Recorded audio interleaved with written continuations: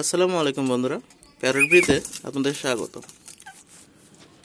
অনেকেই জানেন এখন প্যারট ব্রিডিংয়ের সময় বা অনেকের পাখি ব্রিডিং করেছে বা এখন অনেকে পাখি তাওয়ায় দিয়ে আছে আর কি।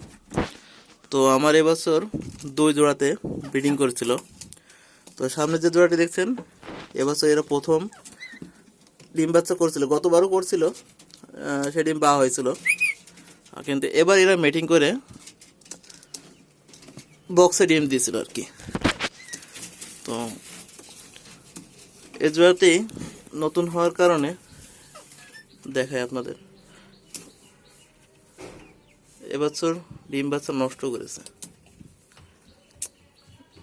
ফিমেল পাখি অনেক এগ্রেসিভ হয়, যার কারণে হাত সর সর ঠুকাই দেবে, যতই টেম করা পাখি হোক বক্সে হাতে দেবে না। খুল, সমস্যা কি খুলতে, সর সর। যাক,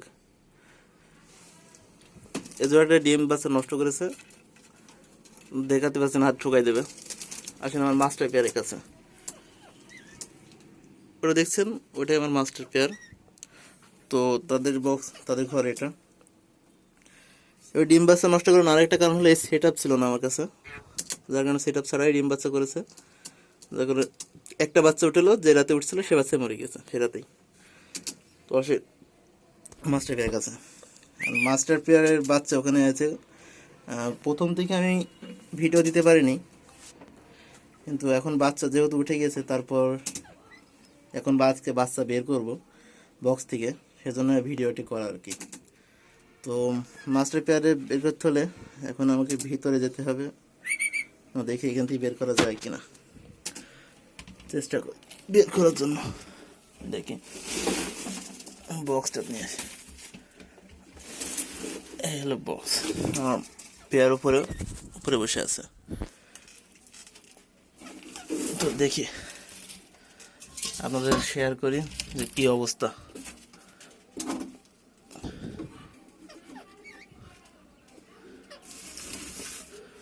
তো এই ভিতরে ডিম বাচ্চার অবস্থা, যার ফ্ল্যাশ দিইনি, যার কারণে খুব একটা বোঝা যাচ্ছে না। চলো আপনাদের বাচ্চা বের করে দেখাই। এই যে একটা, দেখে এই যে দুটো, এই যে তিনটা। তো এবছর 4টা ডিম দিছিল, একটা ডিম ফুটে নাই।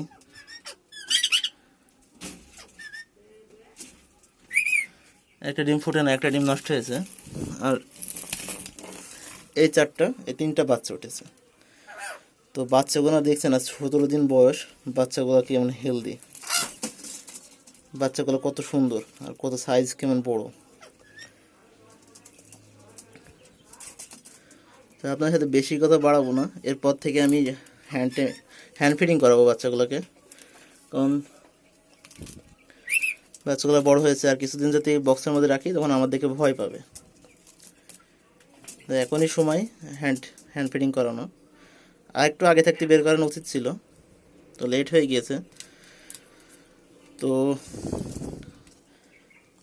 যাদের বাসায় টিয়া পাখি আছে বা হোম ব্রিড করাতে চান, এরপর থেকে আমি কীভাবে ব্রিডিং কোর্স করাইছি বা বাচ্চার সময় কী ধরনের খাবার দাবার দিয়েছি সবই শেয়ার করব আমার ইউটিউব চ্যানেলে।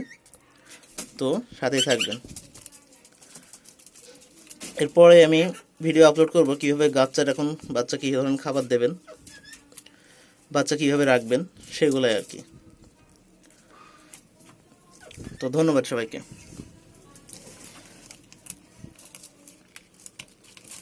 সাইজ অনেক বড় হয়ে গেছে পাখিগুলো, দেখতেই পাচ্ছেন। ইন্ডিয়ান রিংনেকের বাচ্চাগুলো এখন অনেক বড় হয়েছে।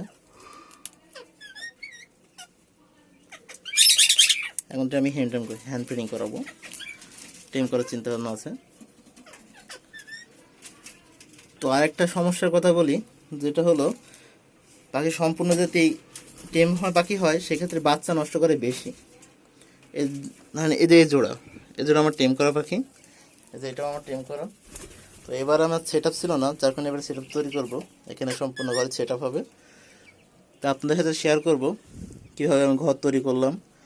আর আমার যেহেতু খালি টিয়া পাখি আছে, এবার আমি চিন্তা ভাবনা করেছি কিছু ককাটেল পাখি তুলবো, যেন নিয়মিত আপডেট দিতে পারি। অ্যান্ড টিয়া পাখির বিষয় হচ্ছে টিয়া পাখি খুব বেশি তো আপডেট দেওয়ার জিনিস থাকে না, যখন আপডেট দিতে পারি না।